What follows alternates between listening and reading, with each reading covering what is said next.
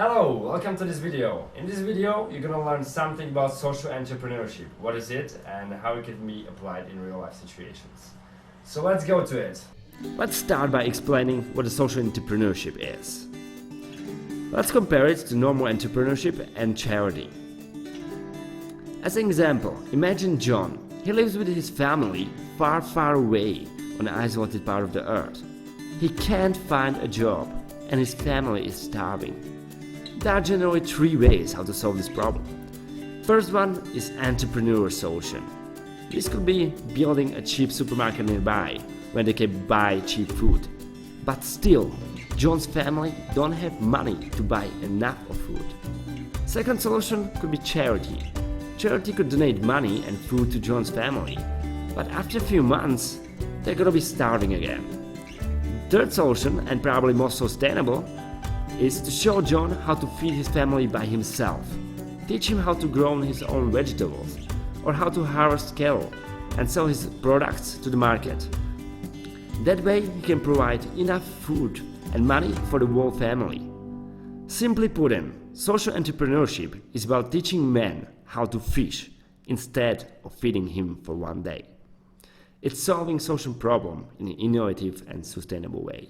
So nowadays there are many different organizations in the world which aim to solve social issues. Okay, now I will introduce two of them. The first one is Ashoka. Ashoka is the largest network of social entrepreneurs worldwide, with nearly 3,000 Ashoka fellows in 70 countries, putting their system-changing ideas into practice on a global scale.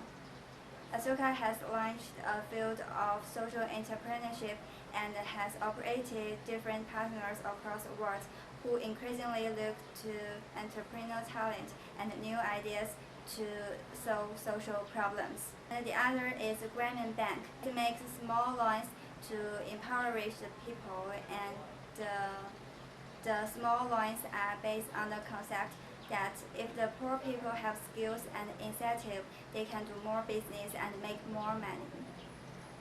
The concept of social entrepreneurship actually is not that new, but it recently gained more interest amongst academics and society because of a book Charles Leadbeater wrote. And it actually exists for a couple centuries right now, almost 2 centuries. One of the first social entrepreneurs is Florence Nightingale.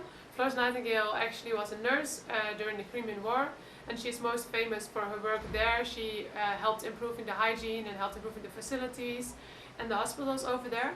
And after she came back, she also helped improving the general healthcare for the British public, for the British nation. Some other examples you maybe know is Vinua Bave. He's an Indian advocate, and he helps the poor people to get a piece of land for their own, so they can harvest their own food, so they can take care of themselves. And another example is Jean Monnet. He is one of the founding fathers for the European Union. Okay, now I'll show you why social entrepreneurship is quite important. Firstly, the lack of safe drinking water, sanitation facilities, and food kill 2.2 million children in the world every year in past 10 years. About 1.2 billion people live in an extremely poor condition. Secondly, the current number of new AIDS infected is 2.5 million. The situation is urgent, thus we should start now for solving this problem. The social entrepreneurship can help us. So, what can you do? How you can become social entrepreneur? There are certain steps to it. First step is to find problem in your town, in your community, that can be solved. The second step is to dig deeper into the problem. Try to find more information about it. The third step is to find sustainable solutions. And the last step is to implement solutions. Thank you for watching our video. If you want to know more about the 4 steps, you can watch our second video. Bye. Bye. Bye. Perfect. I don't need anything else.